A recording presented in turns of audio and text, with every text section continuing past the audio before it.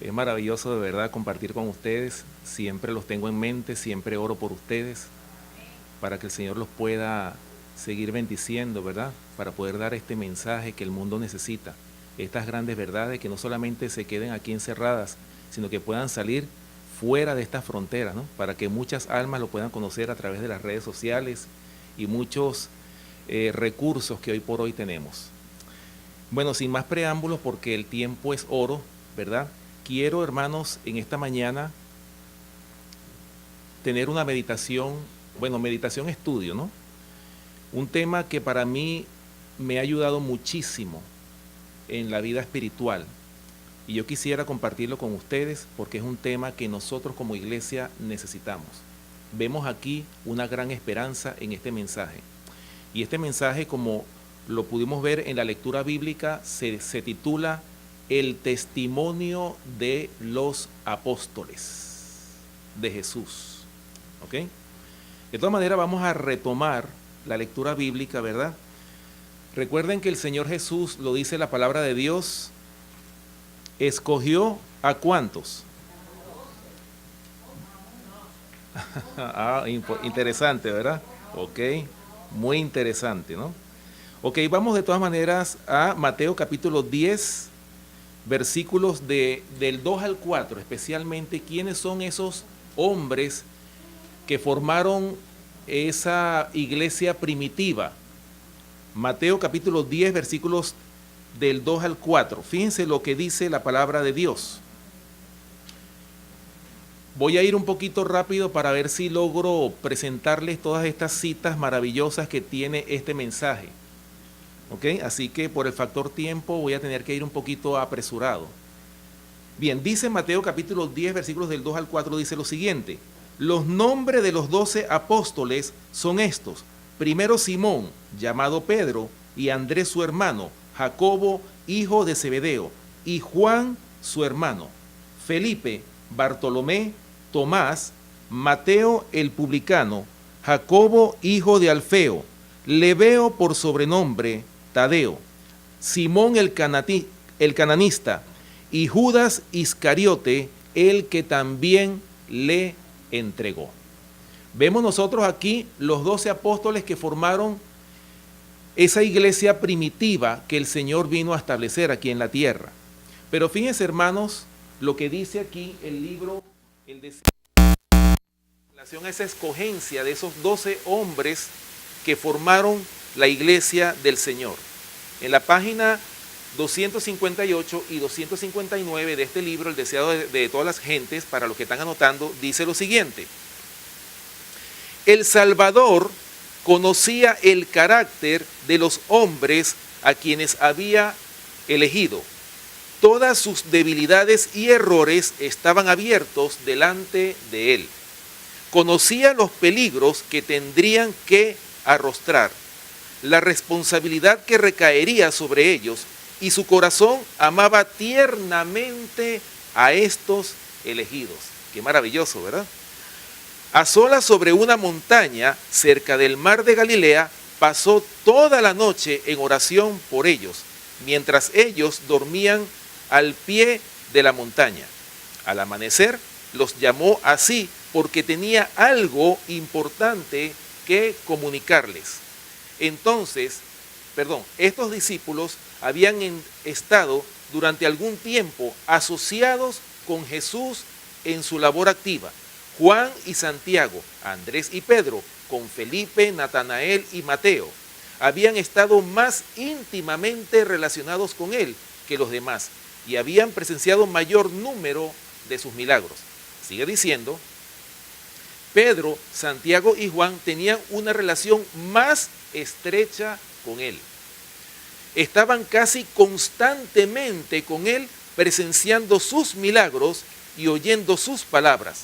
Juan había penetrado en una intimidad aún mayor con Jesús, de tal manera que se le distingue como aquel a quien Jesús amaba. El Salvador los amaba a todos, pero Juan era el espíritu más receptivo. Era más joven que los demás y con mayor confianza infantil abría su corazón a Jesús. Así llegó a simpatizar más con el Salvador y por su medio fueron comunicadas a su pueblo las enseñanzas espirituales más profundas del Salvador. Qué maravilloso, hermanos.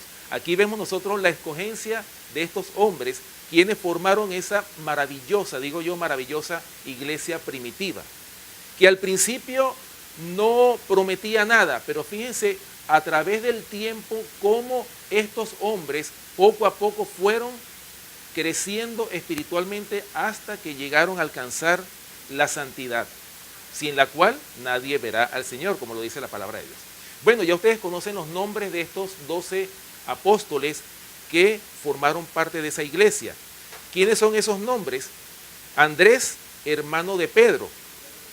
Simón, el que tenía por sobrenombre Pedro, el que más sobresalía, ¿verdad? Jacobo o Santiago, hijo de Zebedeo. Juan, hermano de Jacobo. Felipe, Bartolomé, que también le llamaban Natanael. Mateo o Leví Mateo.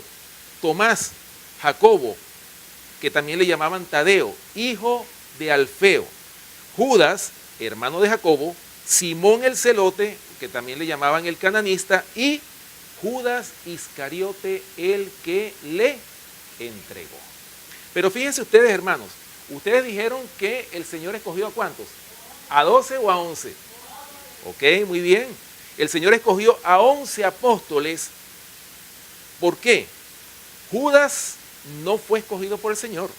Judas Iscariote se presentó con insistencia entre ellos.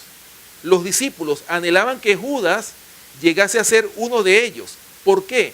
Por sus facultades y talentos que tenía, porque Judas tenía talentos. Pero fíjense lo que dice, hermanos, y quiero compartir una cita, esta cita del deseado de todas las gentes, en la página 260 y 261, hablando de quién era Judas Iscariote y de qué forma él llegó a formar parte de los 12 apóstoles, porque es cierto, el Señor escogió fue a 11 hombres, no escogió a este número 12, él llegó solo, y los discípulos, por supuesto, lo presentaron. ¿Por qué? Por los talentos y las facultades que tenía Judas Iscariote. Pero fíjense lo que dice aquí el deseado de todas las gentes en la página 260 y la página 261. Fíjense lo que dice. Mientras Jesús estaba preparando a los discípulos para su ordenación, un hombre que no había sido llamado se presentó con insistencia entre ellos. Era Judas Iscariote, hombre que profesaba seguir a Cristo y que se adelantó ahora para solicitar un lugar en el círculo íntimo de los discípulos. Con gran fervor y aparente sinceridad declaró: Maestro, te seguiré a donde quiera que fueres. Fíjense las palabras de Judas, ¿ok? Jesús no le rechazó ni le dio la bienvenida, sino que pronunció tan solo estas palabras tristes: las zorras tienen cavernas y las aves del cielo nidos, mas el Hijo del Hombre no tiene dónde recostar su cabeza. Judas creía que Jesús era el Mesías y, uniéndose a los apóstoles, esperaba conseguir un alto puesto en el nuevo reino. Así que Judas se proponía desvanecer esta esperanza así que Jesús, se proponía desvanecer esta esperanza declarando su pobreza. O sea, ¿con qué intenciones llegó Judas al círculo íntimo de estos 11 hombres escogidos por el Señor Jesús? Era, ¿por qué? Por el interés del dinero, porque él sabía que él era el Mesías, él creía en él, pero entonces él decía: no, este hombre es poderoso porque está haciendo muchos milagros, yo me voy a asociar con él para tener un puesto, un alto puesto. Y por supuesto Judas no desperdiciaba la oportunidad de tomar el mayor de los puestos que existiera en esa iglesia primitiva. Fíjense lo que sigue diciendo aquí el deseado de todas las gentes. Los discípulos anhelaban que Judas llegase a ser uno de ellos. Parecía un hombre respetable, de agudo discernimiento y habilidad administrativa. Acuérdense que él era el que tenía la bolsa, ¿no? La bolsa de los diezmos. y lo recomendaron a Jesús como hombre que le ayudaría mucho en su obra. Les causó pues sorpresa que Jesús le recibiese tan fríamente. Los discípulos habían quedado muy desilusionados de que Jesús no se había esforzado por conseguir la cooperación de los dirigentes de Israel. Les parecía que era un error no fortalecer su causa obteniendo el apoyo de esos hombres influyentes. O sea, fíjense bien cómo los discípulos pensaban. O sea, ellos querían que los hombres que tenían habilidades también formaran parte de esa iglesia. Pero entonces a ellos les sorprendió que el Señor los recibiera ¿cómo? Tan fríamente. ¿Ok? Sigue diciendo, si hubiesen rechazado a Judas, en su ánimo habrían puesto en duda la sabiduría de su maestro. ¿Qué hizo el Señor? No lo rechazó, ¿verdad? Pero tampoco le dio la bienvenida. ¿Ve? La historia ulterior de Judas les iba a enseñar el peligro que hay en decidir la idoneidad de los hombres para la obra de Dios basándose en alguna consideración mundanal. La cooperación de hombres como aquellos que los discípulos deseaban asegurarse habría entregado la obra en las manos de sus peores enemigos. ¿Se dan cuenta por qué razón el Señor permitió que Judas estuviera con ellos? Porque si lo hubiese rechazado, ¿qué hubiese pasado? Primero hubiesen puesto en duda la sabiduría del Señor. Y segundo, por supuesto, que era mejor tenerlo al lado de los discípulos que estando afuera haciéndole un daño a la obra que él estaba haciendo. ¿Ok? Sigue diciendo. Sin embargo, cuando Judas se unió a los discípulos, no era insensible a la belleza del carácter de Cristo. Fíjense, hermanos, Judas tuvo la oportunidad de ser salvo, porque él no era insensible a la belleza del carácter de Cristo. ¿Se dan cuenta? Sigue diciendo, sentía la influencia de aquel poder divino que atraía las almas al Salvador, el que no había de quebrar la caña cascada ni apagar el pábilo humeante, no iba a rechazar a esa alma mientras sintiera un deseo de acercarse a la luz. El Salvador leyó el corazón de Judas, conoció los abismos de iniquidad en los cuales éste se hundiría a menos que fuese librado por la gracia de Dios. Al relacionar a este hombre consigo, le puso donde podría estar día tras día en contacto con la manifestación de su propio amor abnegado. Si quería abrir su corazón a Cristo, la gracia divina desterraría el demonio del egoísmo y aún Judas podría llegar a ser súbdito del reino de Dios. Hermanos, Judas tuvo la oportunidad de ser salvo, pero ya ustedes saben, hermanos, que pudo más ese demonio de el egoísmo que había en Judas, que él quería siempre estar o ser el primero en todas las decisiones que se tomaran en esa iglesia primitiva. Estamos hablando de la iglesia primitiva, la iglesia de Éfeso. Acuérdense que la iglesia de Éfeso fue fundada sobre estos 12 hombres, ¿verdad? Ok, ahora fíjense bien, hermanos. Hablando, ¿verdad? ¿Por qué razón el Señor escogió a estos hombres que eran defectuosos de carácter e ignorantes en cuanto al conocimiento de la ley, según la opinión de los doctores de la ley, es decir, de los escribas y los fariseos? ¿Por qué Jesús tuvo que tomar a estos hombres que eran tan defectuosos de carácter, que no tenían conocimiento de la ley? ¿Por qué los escogió? Vamos a ver por qué razón. Vamos a buscar en nuestras Biblias, en Lucas capítulo 4, versículos del 23 hasta el 30. Y aquí nosotros vamos a ver en este contexto, vamos a ver, hermanos, cuando el Señor Jesús, recuerden que la primera obra que Él hizo fue ir a una sinagoga judía. Esa fue la primera obra que Él hizo. Él presentó, lo invitaron a predicar en una sinagoga un sábado. Lo dice aquí la palabra de Dios, aquí en el Evangelio de Lucas. Pero Vamos a partir del versículo 23, que fue cuando él les dijo, estas escrituras, ¿verdad? Vengo a libertar a los cautivos, a dar vista a los ciegos. Esa fue la obra, eso fue lo que el Señor Jesús les predicó a ellos, ¿verdad? Ahora, ¿qué sigue diciendo aquí desde el versículo 23 hasta el versículo 30? Dice, Él les dijo, sin duda me diréis este refrán, médico, cúrate a ti mismo de tantas cosas que hemos oído que se han hecho en Capernaum. Haz también aquí en tu tierra. Y añadió, de cierto os digo que ningún profeta es acepto en su propia tierra.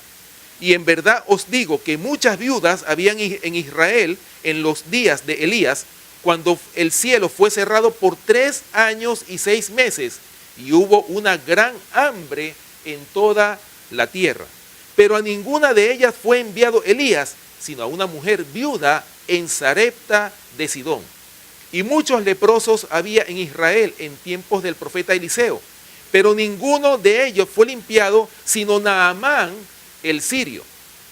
Al oír estas cosas, todos en la sinagoga se llenaron de ira, y levantándose le echaron fuera de la ciudad y le llevaron hasta la cumbre del monte sobre el cual estaba edificada la ciudad de ellos para despeñarle. Mas él pasó por en medio de ellos y se fue. Oh, mis amados, aquí vemos claramente cómo el Señor Jesús, ¿a quiénes fue primero? Fue a la casa de Israel, a una sinagoga judía. ¿Para qué? Para presentar este mensaje que está representado por el vino nuevo. Pero sucede que los escribas y los fariseos, ¿quiénes eran? Eran odres viejos, odres que no soportaron esa nueva doctrina. No es que era una nueva doctrina extraña, sino era un nuevo desarrollo de la verdad, de esa misma verdad que nosotros siempre hemos conocido.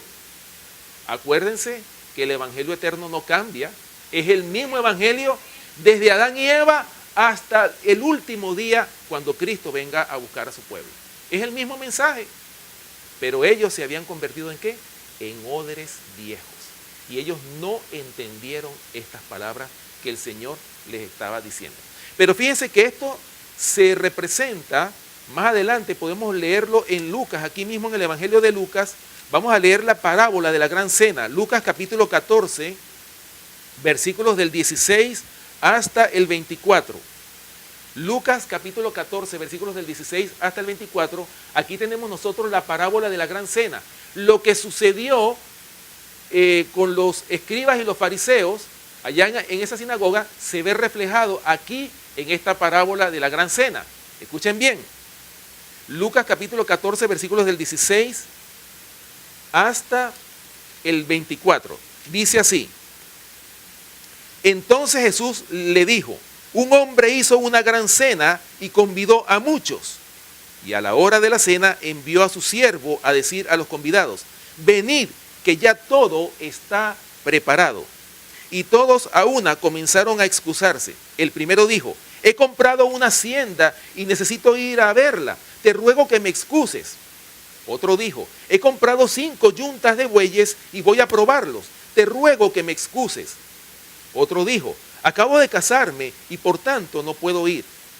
Vuelto el siervo hizo saber estas cosas a su señor.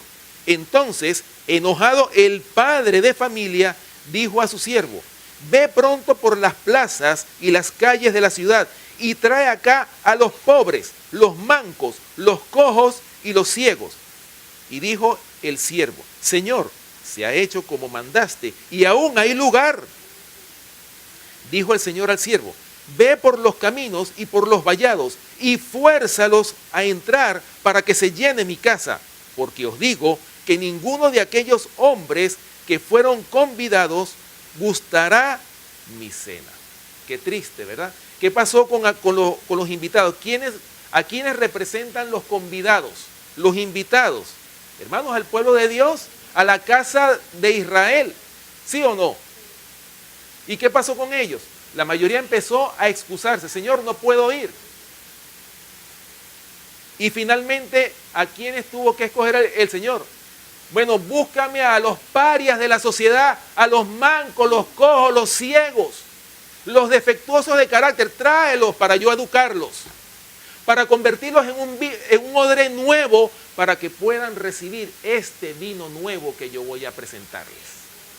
Qué maravilloso, ¿verdad? Bien, hermanos, ¿y qué pasó finalmente? Se cumple lo que dice Juan capítulo 1, versículo 11. Escuchen bien. Juan capítulo 1, versículo 11. Aquí se cumple claramente, ¿verdad? ¿Por qué razón estos hombres, después que rechazaron esa invitación, dice Juan capítulo 1, versículo 11, lo siguiente: a los suyos vino y los suyos, ¿qué? No le recibieron. Hermanos, la historia se va a repetir en estos tiempos finales. Por eso es que el Señor va a levantar en estos tiempos postreros los obreros de la hora undécima, que son gente que no son de este redil. Los va a levantar ¿para qué? Para entregarles el candelero de la verdad, el último mensaje de misericordia. Por esa razón es que nosotros tenemos que prepararnos para no ser dejados fuera de ese redil, de ese remanente escogido por gracia que el Señor viene a buscar. Ahora, vamos a ver, hablando de esos defectos de carácter que tenían los discípulos, vamos a mencionar unos cuantos de los tantos defectos de carácter que tenían los discípulos. Primer defecto de carácter que pudiéramos mencionar: la falta de fe que había en ellos. Eran hombres que veían los milagros que hacía el Señor Jesús y sin embargo dudaban, siempre tenían la duda en su corazón. No tenían fe, hermanos, lamentablemente. Vamos a buscar algunos versículos para ilustrar esa falta de fe. Mateo capítulo 8, versículos del 23 al 27. Mateo capítulo 8, versículos del 23 al 27. Fíjense lo que dice aquí. Eso fue, por supuesto, cuando los discípulos estaban con el Señor Jesús en la barca. Ellos, por supuesto, en ese lago. ¿Qué pasó en ese lago? Se levantó, ¿qué? Una gran tormenta. Y ellos estaban casi que perecían. ¿Y cómo estaba el Señor? Estaba tranquilo, estaba durmiendo. Escuchen lo que dice Mateo capítulo 8, versículos del 23 hasta el 27. Dice: y entrando él en la barca, sus discípulos le siguieron. Y he aquí que se levantó en el mar una tempestad tan grande que las olas cubrían la barca, pero él, ¿qué? Dormía. Y vinieron sus discípulos y le despertaron diciendo: Señor, sálvanos que perecemos. Él les dijo: ¿por qué teméis, hombres de poca fe? Entonces, levantándose, reprendió a los vientos y al mar, y se hizo grande bonanza. Y los hombres se maravillaron diciendo: ¿qué hombre es este que aún los vientos y el mar le obedecen? Gloria a Dios, hermanos. Los discípulos no conocían quién era Jesús. No lo conocían. Ellos se preguntaban: ¿pero quién es este hombre que hasta los vientos y el mar le obedecen? Imagínense ustedes la falta de fe, hermanos. Y quizás eso también nos esté pasando a cada uno de nosotros. Apliquemos esto también a nosotros. Porque esto se escribió ¿para quiénes? Para nosotros, los que hemos alcanzado los fines de la historia de esta tierra. Otro defecto de carácter: no tenían misericordia. Y a veces pasa que nosotros podemos tener la verdad y podemos estar caminando en la verdad, pero muchas veces ese caminar en la verdad nos puede llevar a tener suficiencia y orgullo, y eso nos hace ¿qué? Ser inmisericordias. ¿Lo ven? Vamos a buscar un versículo que está en Lucas capítulo 9, versículos del 51 al 56. Hablando de que no tenían misericordia, hermanos. Lucas capítulo 9, versículos del 51 al 56.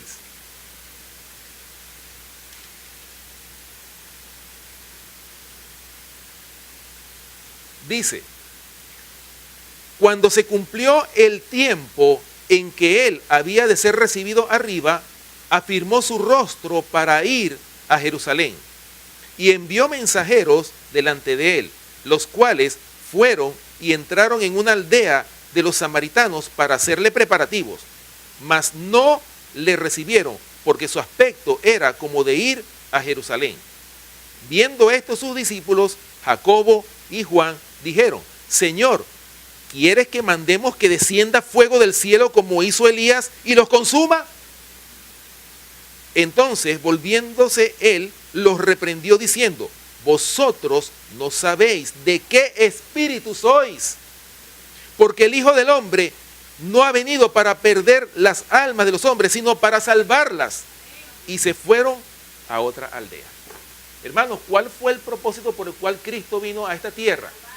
Es para salvar. Hermanos, y así mismo el Señor nos da esa esperanza, esa bendita esperanza. Nosotros tenemos esa gran esperanza de que el Señor nos vino a salvar a cada uno de nosotros.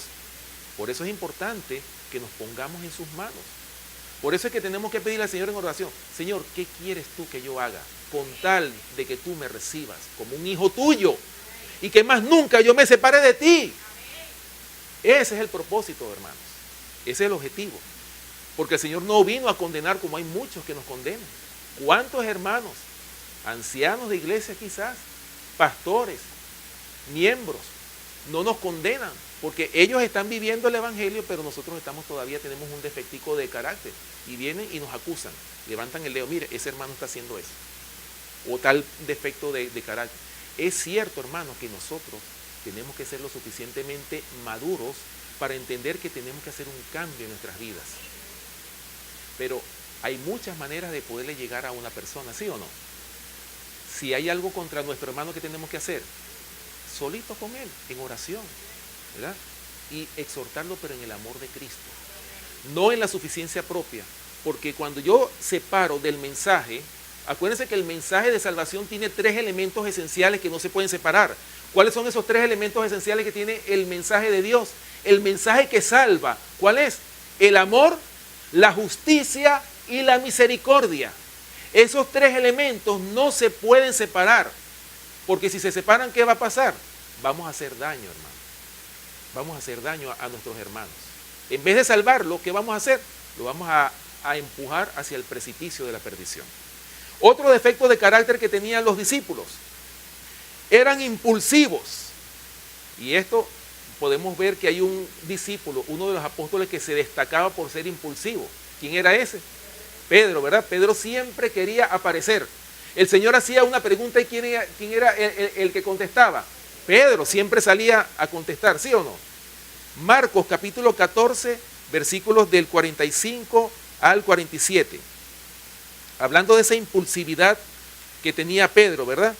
Marcos capítulo 14, versículos del 45 hasta el 47. Esto fue, por supuesto, cuando el Señor Jesús iba a ser crucificado. Recuerden que los apóstoles estaban con él en ese momento. Y miren lo que hizo Pedro. Marcos capítulo 14, versículos del 45 al 47. Dice: cuando vino, se acercó luego a él y le dijo: Maestro, maestro, y le besó. Ese fue, por supuesto, Judas Iscariote.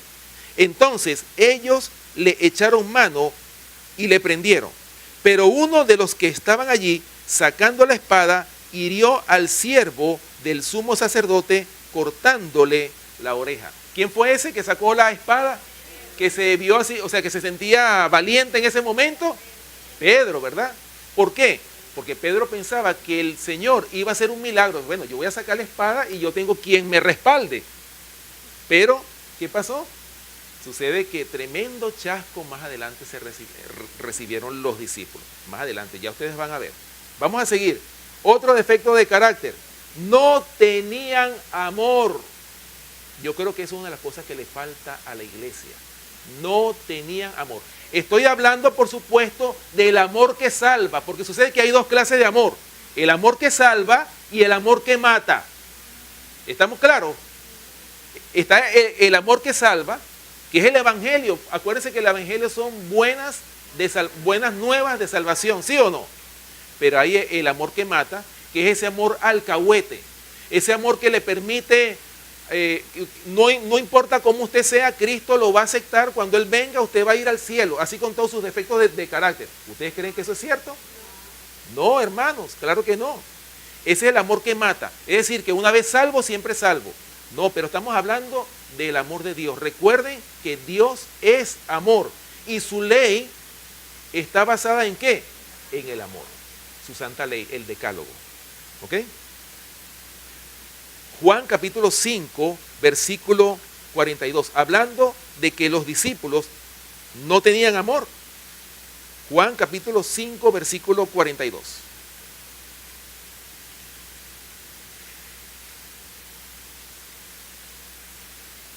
Juan capítulo 5, versículo 42. Fíjense lo que dice.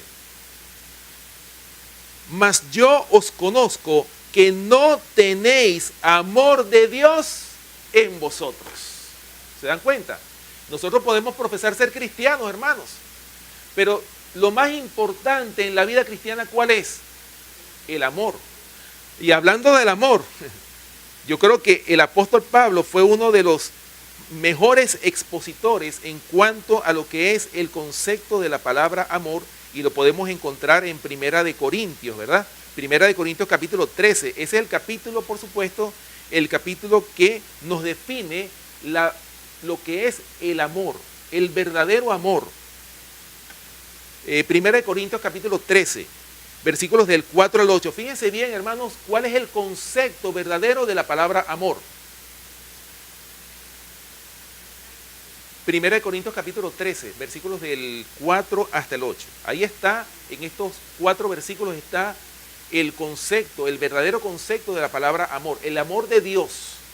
Dice, el amor es sufrido. ¿Cómo es el amor? Es sufrido, es benigno. El amor no tiene envidia. El amor no es jactancioso, no se envanece, no hace nada indebido, no busca lo suyo, no se irrita, no guarda rencor, no se goza de la injusticia, mas se goza de la verdad. Todo lo sufre, todo lo cree, todo lo espera, todo lo soporta. El amor nunca deja de ser, pero las profecías se acabarán y cesarán las lenguas y la ciencia acabará. Hermanos, ¿qué es lo que va a prevalecer? Porque las profecías se van a acabar, ¿sí o no? Cuando Cristo venga a buscar a su pueblo, ¿qué va a pasar con las profecías? Ya todo se ha revelado completamente. ¿Y qué es lo que va a prevalecer? El amor de Dios. Por eso es importante que nosotros cultivemos el amor de Dios en nuestros corazones. Porque esa es la base de su gobierno, el amor verdadero. Y aquí está realmente cuáles son las condiciones para que nosotros tengamos ese verdadero amor que los discípulos no tenían, que era uno de los defectos de carácter que ellos tenían. Otro defecto de carácter, eran autosuficientes. O sea, se creían que ellos podían sin Cristo, ¿verdad? Fíjense lo que dice Lucas. Vamos a Lucas capítulo 22, versículos del 31 hasta el 34. Y fíjense, hermanos, las palabras que le dijo Pedro al Señor. Porque no cabe la menor duda, hermanos, no cabe la menor duda de que Pedro, aunque no lo dice los evangelios, ninguno de los evangelios dice que Pedro amaba entrañablemente con toda su fuerza al Señor. No lo dicen textualmente, pero lo demuestra, porque Pedro amaba al Señor. Los evangelios lo demuestran. Escuchen bien lo que dice Lucas capítulo 22, versículos del 31 hasta el 34. Lucas capítulo 22, versículos del 31 hasta el 34. Esto fue, por supuesto, cuando el Señor estaba con los discípulos en esa última cena, ¿verdad? En ese momento, cuando ya el Señor iba a ser crucificado, cuando iba a ser llevado para ser crucificado. Lucas capítulo 22, versículos del 31 al 34 dice lo siguiente. Dijo también el Señor, Simón, Simón, he aquí Satanás os ha pedido para zarandearos como a trigo, pero yo he rogado por ti que tu fe no falte, y tú, una vez vuelto, confirma a tus hermanos. Y fíjense lo que le contesta a Pedro. Él le dijo, Señor, dispuesto estoy a ir contigo, no solo a la cárcel, sino también a la muerte. Fíjense las palabras de Pedro. Y él le dijo, Pedro, te digo que el gallo no cantará hoy antes que tú niegues 3 veces que me conoces. ¿Ustedes creen que Pedro nunca se imaginó que iba a hacer eso? O sea, Pedro no se conocía. Él actuaba, era por impulsividad, era autosuficiente, él pensaba que todo lo podía hacer. Pero ¿qué es lo que nos enseña al Señor con estas lecciones? Tenemos primeramente que humillarnos y depender es del Señor. Tenemos que depender de Él. Por esa razón fue que Pedro fracasó. ¿Lo ven? Eran autosuficientes. Otro defecto de carácter, eran incrédulos. Aquí mismo en el Evangelio de Juan, capítulo 20, fíjense bien, hablando por supuesto de otro discípulo que era incrédulo. Ya nosotros sabemos quién es, ¿verdad? Tomás. Juan capítulo 20, versículos del 24 hasta el 29. Hablando de la incredulidad de Tomás. Fíjense lo que dice aquí. Juan capítulo 20, versículos del 24 hasta el 29. Dice, pero Tomás, uno de los 12, llamado Dídimo, no estaba con ellos cuando Jesús vino. Le dijeron, pues los otros discípulos, al Señor hemos visto. Él les dijo, si no viere en sus manos la señal de los clavos y metiere mi dedo en el lugar de los clavos y metiere mi mano en su costado, no creeré. 8 días después estaban otra vez sus discípulos dentro y con ellos Tomás. Y llegó Jesús estando las puertas cerradas y se puso en medio y les dijo, paz a vosotros. Luego dijo a Tomás, pon aquí tu dedo y mira mis manos y acerca tu mano y métela en mi costado. No seas incrédulo, sino creyente. Entonces Tomás respondió y le dijo, Señor mío, Dios mío. Jesús le dijo, porque me has visto, Tomás, ¿creíste? Bienaventurados los que no vieron y creyeron. Gloria a Dios. Hermanos, nosotros somos bienaventurados. Nosotros pudiéramos decir de que, oye, más bienaventurados fueron los apóstoles porque estuvieron directamente con el Señor, físicamente hablando. Pero, ¿ustedes creen que ellos tuvieron más ventaja que nosotros? No. Nosotros tenemos más ventaja que ellos. ¿Por qué? Porque en esta etapa final de la historia de esta tierra, ya casi toda la luz ha sido revelada. O sea, ya nosotros tenemos toda la luz, hermanos. Tenemos todo este conocimiento maravilloso. Y nosotros somos los bienaventurados, los apóstoles, los profetas, los patriarcas, todos los hombres que están en este precioso libro que es la Biblia, desearon vivir este tiempo postrero que nosotros estamos viviendo. Por eso es que nosotros tenemos que alegrarnos, hermanos, por lo que está pasando. ¿Por qué? Porque Cristo viene pronto. Y por supuesto, bueno, otro defecto de carácter más, envidiaban el puesto más elevado. Bueno, por supuesto, ya lo habíamos dicho que Judas era uno de ellos. Pero no solamente Judas, todos estaban en una pugna para lograr a ver quién iba a obtener el puesto más elevado, porque la mente de los discípulos, ¿dónde estaba? Estaba en el reino terrenal que ellos creían que Jesús iba a establecer. Nunca imaginaron que Él iba a ser crucificado, nunca se imaginaron eso. Porque ellos pensaban que la fiesta era aquí en la tierra. ¿Ok? Bien, Marcos capítulo 9, versículos del 33 hasta el 35. Hablando, por supuesto, cómo ellos estaban envidiando, por supuesto, ese puesto más elevado. Marcos capítulo 9, versículos del 33 al 35. Dice, y llegó a Capernaum, y cuando estuvo en casa les preguntó, ¿qué disputabais entre vosotros en el camino? Mas ellos callaron, porque en el camino habían disputado entre sí quién había de ser el mayor.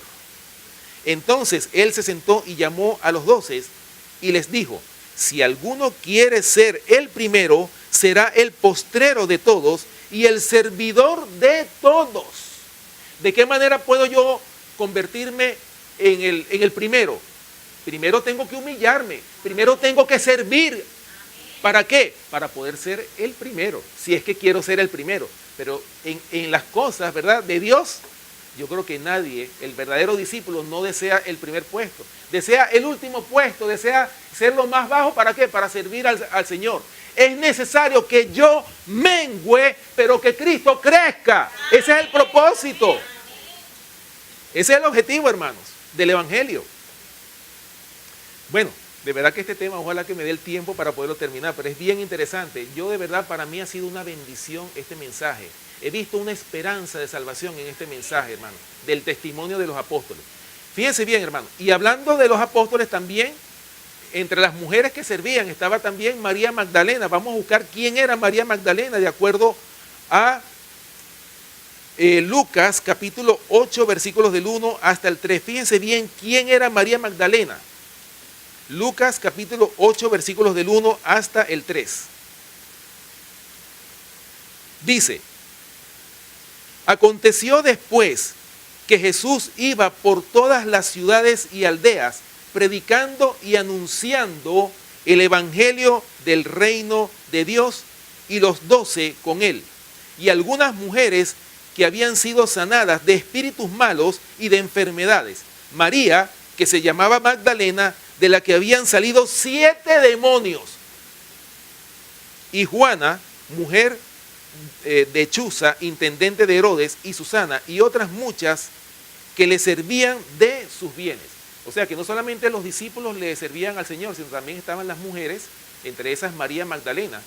Se cree que María Magdalena era una mujer que había caído tan bajo que hasta había caído en la prostitución.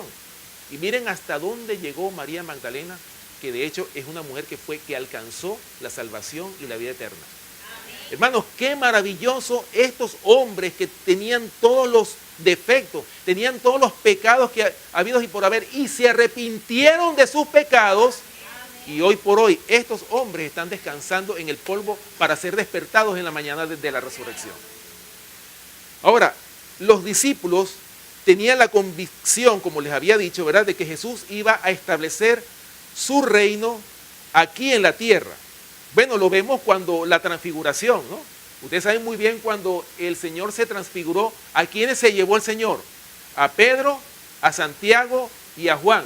Ellos fueron testigos de la transfiguración y ellos por supuesto vieron esa maravillosa visión cuando vinieron Moisés y Elías, y ahí fue donde ellos se aferraron más, y fue cuando Pedro dijo: maestro, te vamos a hacer una enramada a ti, otra para Moisés y otra para Elías, porque esto es aquí en la tierra, es aquí donde vamos a celebrar este reino, y tú vas a ser el libertador, porque nosotros estamos oprimidos por el yugo romano, tú eres el libertador. Es decir, ellos, todavía los discípulos, no habían visto al Señor como el Mesías prometido, todavía no habían entendido eso. Ellos creían por esos milagros tan grandes que el Señor estaba haciendo, que Él los iba a libertar del yugo romano. Eso era lo que más les estorbaba a los judíos en ese tiempo. Y fíjense ustedes, hermanos, y qué tristes palabras le dijo el Señor Jesús a los discípulos. Cristo les anunció a los discípulos que iba a ser crucificado, e iba a morir, y al tercer día resucitaría. Si ustedes se ponen a ver en los 3 primeros evangelios, en el evangelio de Mateo, en el evangelio de Marcos y en el evangelio de Lucas, se repite 3 veces este anuncio que Cristo, el Señor, le dio a los discípulos. 3 veces se los dijo, pero es como cuando usted habla con alguien que su mente está en algo, pero usted le está hablando y la persona sí, es verdad, pero su mente está en eso. Es como que si mi mente estuviera en esta computadora. Pero usted me está hablando y yo no estoy haciendo caso de lo que usted me está diciendo. Así les pasó a los discípulos. Por eso fue que el Señor les repitió 3 veces que iba a ser crucificado, que iba a morir y que al tercer día iba a resucitar. Tremendo chasco se llevaron los discípulos porque su mente no estaba en las cosas de Dios, sino estaban en las cosas terrenales. Ese fue el chasco que se llevaron ellos. Podemos anunciarlo. Podemos anunciar algunos versículos, por ejemplo, en este caso, en el Evangelio de Mateo. Mateo capítulo 16. Fíjense bien, solamente en el Evangelio de Mateo, porque también en el Evangelio de Marcos y en el Evangelio de Lucas hay 3 veces, lo vemos 3 veces cómo se repite, pues que el Señor les anunció que iba a ser crucificado. Mateo capítulo 16, versículo 21.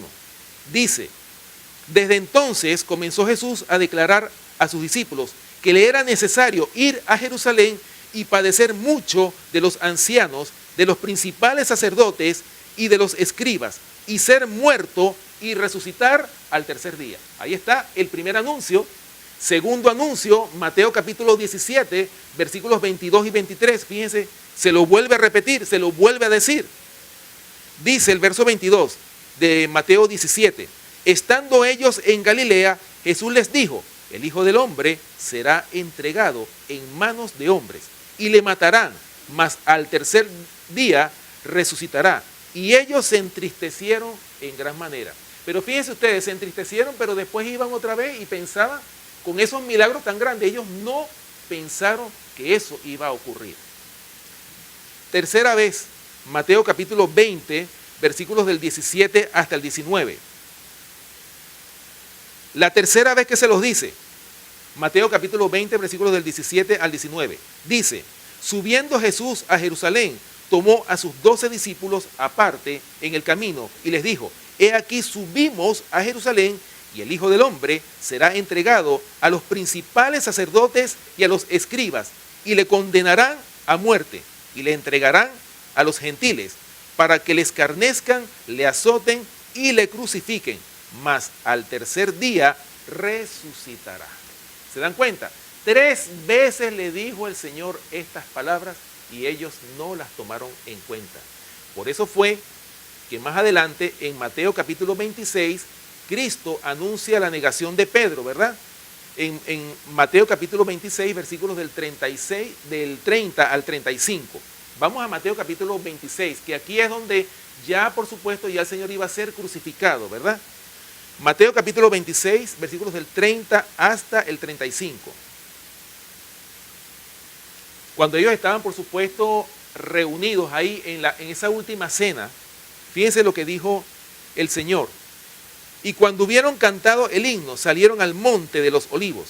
Entonces Jesús les dijo: todos vosotros os escandalizaréis de mí esta noche, porque escrito está: heriré al pastor y las ovejas del rebaño serán dispersadas. Pero después que haya resucitado, iré delante de vosotros a Galilea. Respondiendo Pedro les dijo: aunque todos se escandalicen de ti, yo nunca me escandalizaré. Jesús le dijo: de cierto te digo que esta noche, antes que el gallo cante, me negarás 3 veces. Pedro le dijo: aunque me sea necesario morir contigo, no te negaré. Y todos los discípulos dijeron lo mismo. Qué triste, ¿verdad? O sea, ellos estaban seguros de que ellos estaban seguros ahí con su maestro, que no les iba a pasar nada. Pero ¿cuál fue el descuido de ellos? ¿Cuál fue el error que cometieron los discípulos? Aquí mismo en este capítulo 26 sigue diciendo los versículos del 36 al 46, ¿qué fue lo que pasó? ¿Cuál fue el descuido de los discípulos? Aquí está, los versículos del 36 al 46. Sigue diciendo: entonces llegó Jesús con ellos a un lugar que se llamaba Getsemaní y dijo a sus discípulos: sentaos aquí, entre tanto que voy allí y oro. Y tomando a Pedro y a los 2 hijos de Zebedeo, comenzó a entristecerse y a angustiarse en gran manera.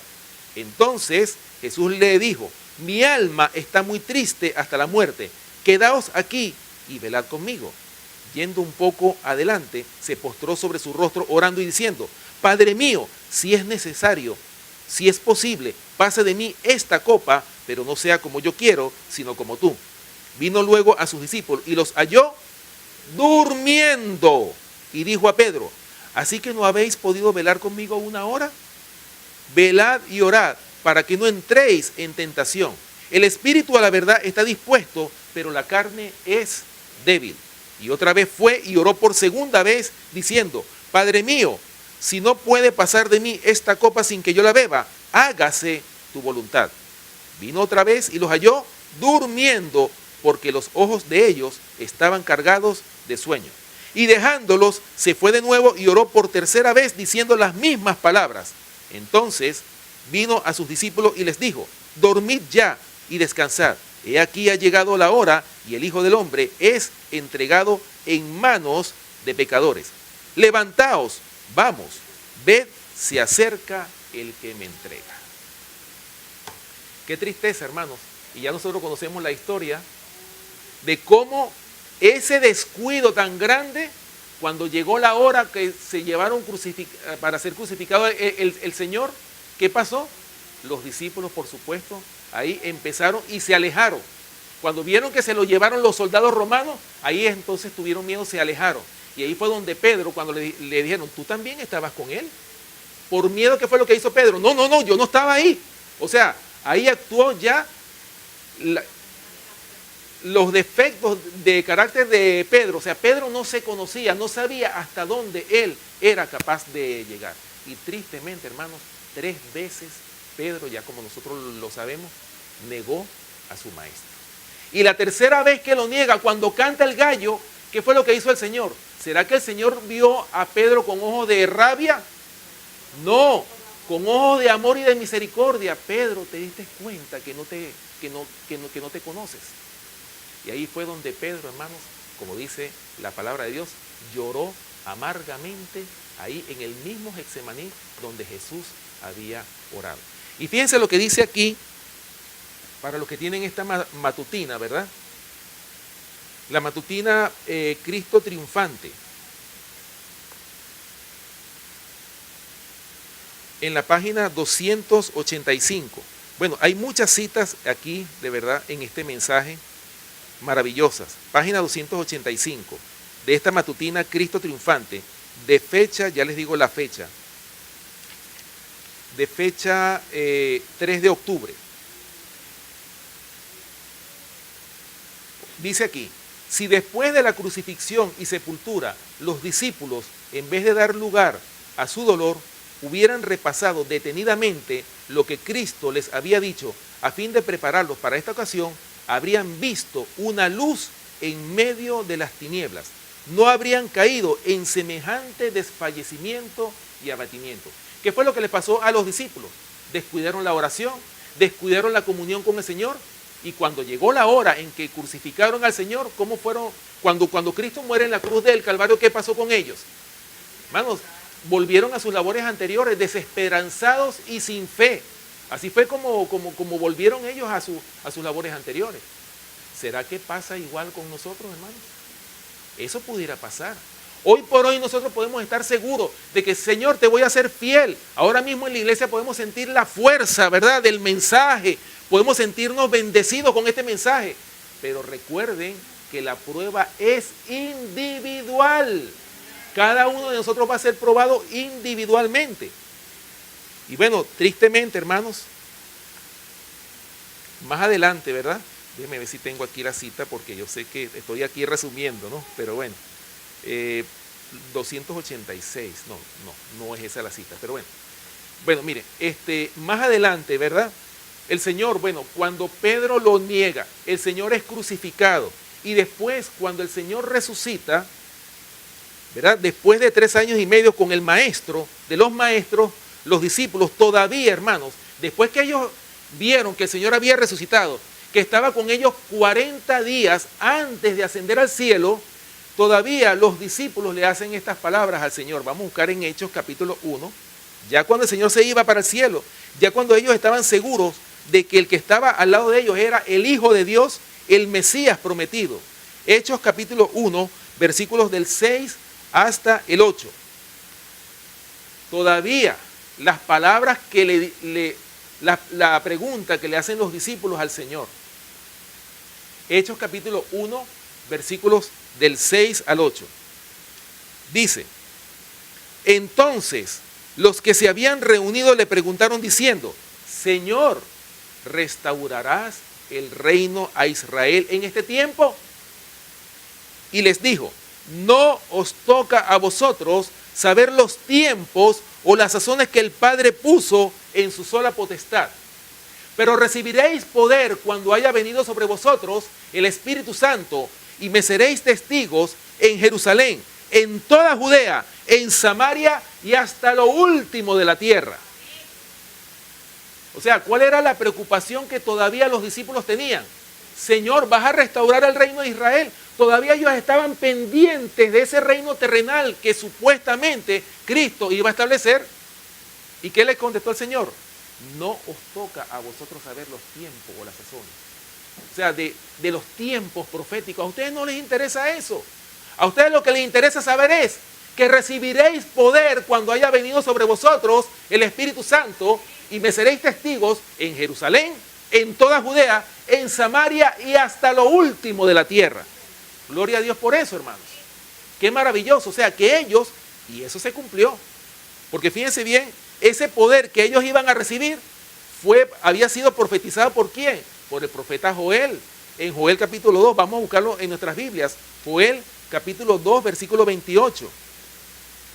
Aquí está, esta profecía parcialmente fue cumplida en los tiempos del derramamiento del Espíritu Santo, en ocasión, por supuesto, de esa lluvia temprana, ese Pentecostés, esa experiencia que tuvieron los discípulos allá cuando después de que el Señor había resucitado, ¿verdad? A los 10 días de que el Señor se fue al cielo, ellos recibieron el Espíritu Santo. Pero fíjense ustedes las condiciones para recibir el Espíritu Santo. Pero primero vamos a leer aquí en Joel capítulo 2, versículo 28. Dice, y después de esto derramaré mi espíritu sobre toda carne y profetizarán vuestros hijos y vuestras hijas, vuestros ancianos soñarán sueños y vuestros jóvenes verán visiones. Ahí está, el profeta Joel lo había profetizado.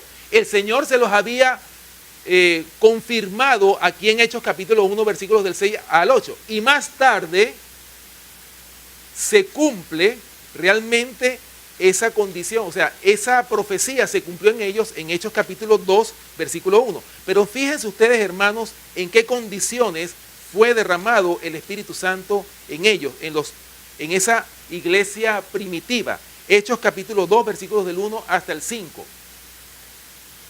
Hechos capítulo 2, versículos del 1 al 5. Fíjense lo que dice. Cuando llegó el día de Pentecostés, estaban todos, ¿cómo? Unánimes juntos. Ahora mismo nosotros podemos estar juntos aquí en la iglesia, pero ¿estaremos unánimes? ¿Creemos todo lo mismo? ¿Estamos nosotros en el mismo mensaje? ¿Estamos todos nosotros en la misma página? Estaban todos como unánimes juntos. Y de repente vino del cielo un estruendo como de un viento recio que soplaba, el cual llenó toda la casa donde estaban sentados. Y se les aparecieron lenguas repartidas como de fuego, asentándose sobre cada uno de ellos. Y fueron todos llenos del Espíritu Santo y comenzaron a hablar en otras lenguas según el Espíritu les daba que hablasen. Moraban entonces en Jerusalén judíos, varones piadosos, de todas las naciones bajo el cielo. Pero fíjense ustedes, ¿en qué condiciones fue que el Señor pudo derramar el Espíritu Santo sobre su iglesia? Cuando se acabaron las disensiones que habían entre ellos, cuando dejaron de luchar por el primer puesto, porque había rivalidad entre ellos de ser el primero. Querían estar al lado de su maestro. Cuando Juan se sentaba al lado, Judas también se sentaba al otro lado de Jesús. O sea, ellos estaban en una competencia constante. Y eso lo vemos nosotros en la iglesia también.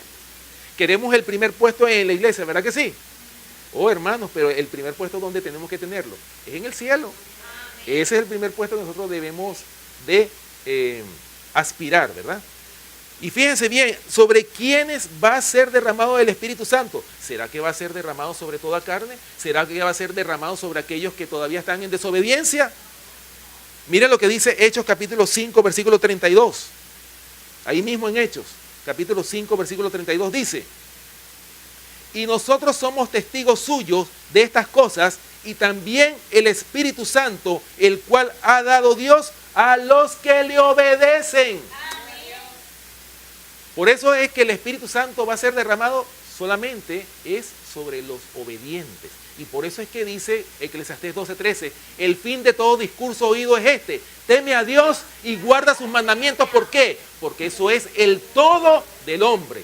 Por esa razón, hermanos, nosotros tenemos que, o sea, todo sermón, todo mensaje se resume en estas palabras. El objetivo de estos mensajes que uno predica es: teme a Dios y guarda sus mandamientos. ¿Por qué? Porque eso es el todo del hombre. Ahí se resume estos mensajes. Bueno, ya para terminar, ¿verdad? El Espíritu Santo, ¿verdad?, fue derramado con gran poder sobre los discípulos cuando cesaron entre ellos las luchas y disensiones, cuando dejaron de pelear y discutir, cuando estaban en armonía, como lo dice el Salmo 133, versículo 1, ¿verdad? Mirad cuán delicioso y cuán dulce es habitar los hermanos juntos en armonía. Ahora, los discípulos convertidos dan un mensaje poderoso que convierte a muchos y los llevan al verdadero arrepentimiento. Ustedes saben muy bien que Pedro, cuando predicó ungido con el Espíritu Santo, ¿qué fue lo que hizo? Hermanos, ¿se convirtieron cuántos? 3,000 y hasta 5,000 en una sola predicación. O sea, ¿por qué? Porque estaba predicando con el poder del Espíritu Santo. No era con sus palabras. Pedro aprendió a apacentar a las ovejas. Y hay una cita en el Espíritu de Profecía que dice, en esta matutina, que no la encuentro ahorita, dice que hay lecciones que jamás se aprenderían, solamente es a través del fracaso. Ahora, yo me pregunto, ¿será que alguno quiere fracasar para aprender? Levante la mano el que quiere fracasar. ¿Será que hay alguno que quiere fracasar? Ninguno.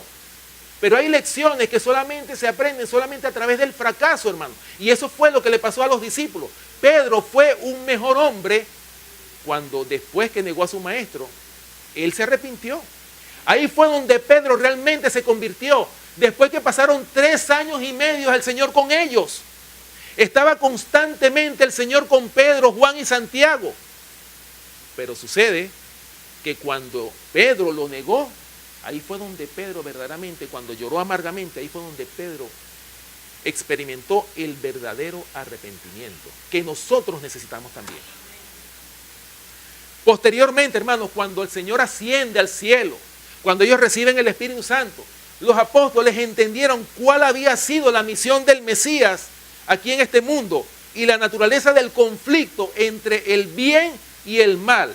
Por tanto, deseaban que este conflicto llegara a su fin y que Cristo viniese pronto por segunda vez. Vamos a leerlo, ya con este versículo finalizamos.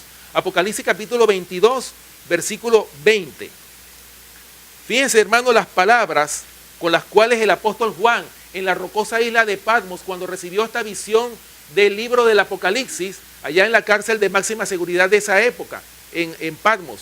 Apocalipsis capítulo 22, versículo 20. Cuando el Señor Jesús, porque el anhelo de los discípulos, ¿cuál era?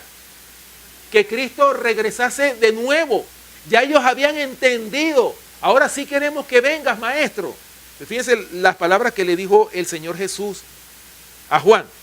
El que da testimonio de estas cosas dice: ciertamente vengo en breve. Amén. Sí, ven, Señor Jesús.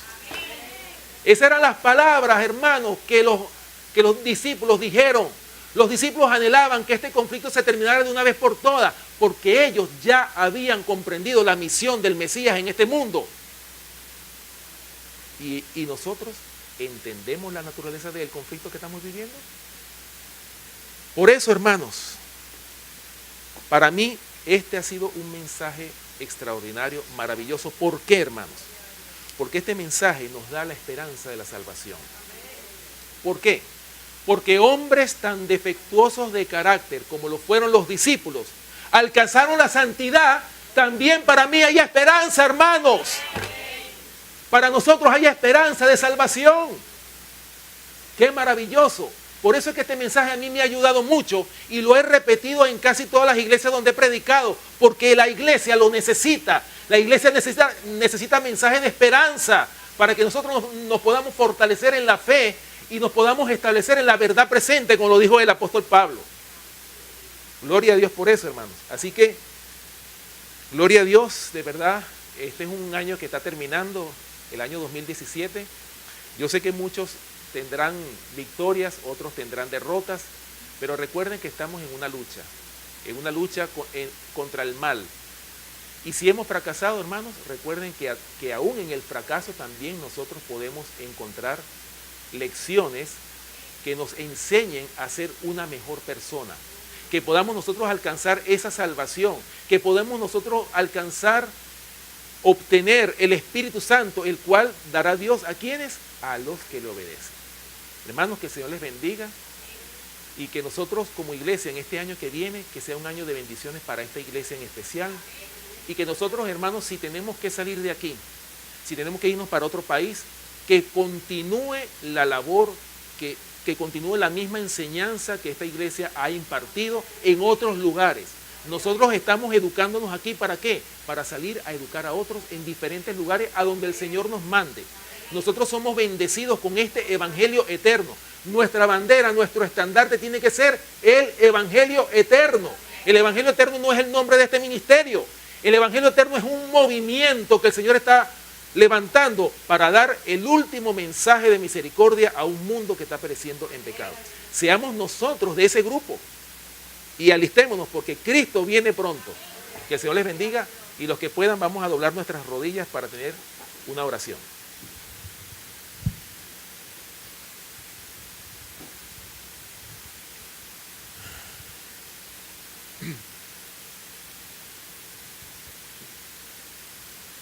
Padre nuestro que estás en el cielo, Señor, estamos agradecidos por tu palabra.